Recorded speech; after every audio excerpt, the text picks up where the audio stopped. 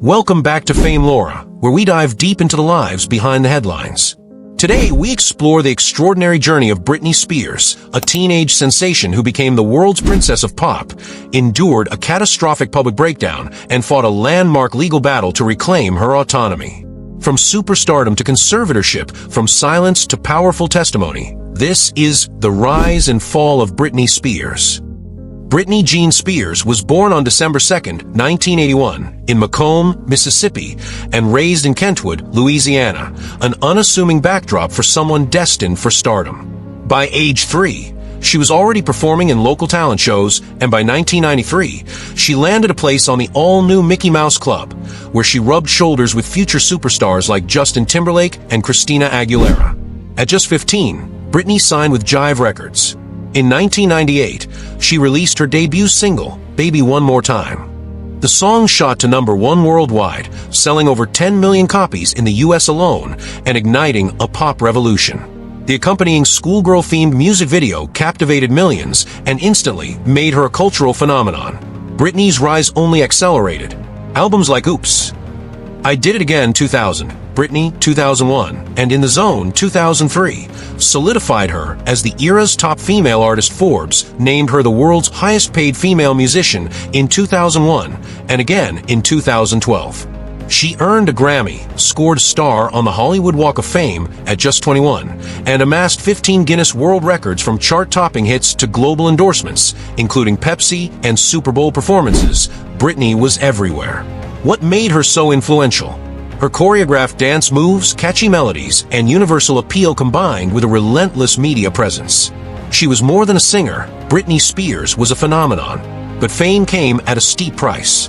By 2007, the relentless spotlight, personal stress, and tabloid scrutiny had reached a tipping point. In a moment that shocked the world, Britney famously shaved her head and attacked a paparazzo's car with an umbrella, images that became emblematic of the darker side of celebrity life. Behind the sensational headlines lay a tumultuous personal life: her separation from Kevin Federline, a bitter custody dispute over her 2 sons, and alleged postpartum depression. In early 2008, Britney was placed on an involuntary psychiatric hold following a series of erratic behaviors, and soon that temporary guardianship became permanent. By February 2008, Judge Reva Getz had appointed her father, Jamie Spears, and attorney Andrew Wallet as conservators of her person, and estate. What was supposed to be a short-lived safety net continued for 13 years. For over a decade, Britney had no legal control over her finances, medical decisions, lifestyle, even her travel plans. Despite the conservatorship, her professional output didn't stop. Albums and a highly lucrative Vegas residency kept rolling in. But privately, Spears described a nightmare: locked up against my will for months, forced medication, constant supervision, no privacy, a life lived in captivity. Britney's plight didn't go unnoticed. Fans organized under #FreeBritney, pushing awareness through social media and public demonstrations. The 2021 Framing Britney Spears documentary became a catalyst, shining harsh light on her conservatorship and media mistreatment. On June 23, 2021, Britney spoke out in court. "I just want my life back." She decried the conservatorship as abusive, accusing her father of profiting from her suffering. Legal momentum built. By September, Judge Brenda Penny suspended Jamie Spears. By November 12th, the conservatorship was officially terminated. The judge's decision, shared across social and traditional media, was met with jubilation. "Best day ever," Britney exclaimed publicly. Her victories spark a broader reassessment of conservatorship laws, mental health rights, and the ethics of managing high-profile individuals under guardianship. Freshly freed, Britney reclaimed her narrative. In October 2023, she released The Woman in Me, a raw memoir that became a New York Times #1 bestseller.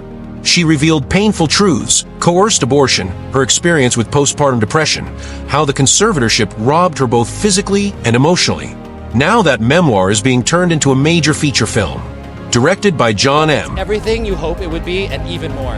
Imagine getting texts from them at 3 in the morning, being so excited. Chew, Wicked, Crazy Rich Asians. The movie will depict her music career, mental health struggles, and triumph over conservatorship. Britney herself is involved and has had significant input in the project.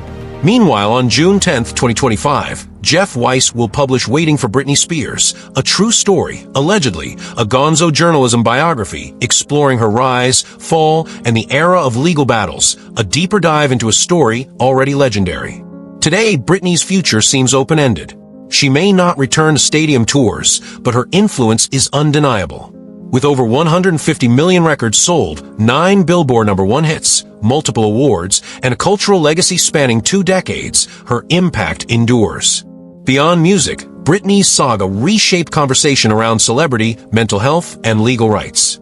Her story redefined public intimacy and corporate oversight and challenged us all to rethink what freedom means in a celebrity-obsessed world. Britney Spears' journey from small-town dreamer to global superstar, from public breakdown to courtroom triumph, is more than entertainment. It's a human rights story we examine not just fame's glamour, but its hidden costs and the strength it takes to reclaim one's voice. Britney once said, "I just want my life back." Today, she has it, and a spotlight that no longer controls her. Thanks for joining us. Subscribe for more deep dives into the lives behind the fame.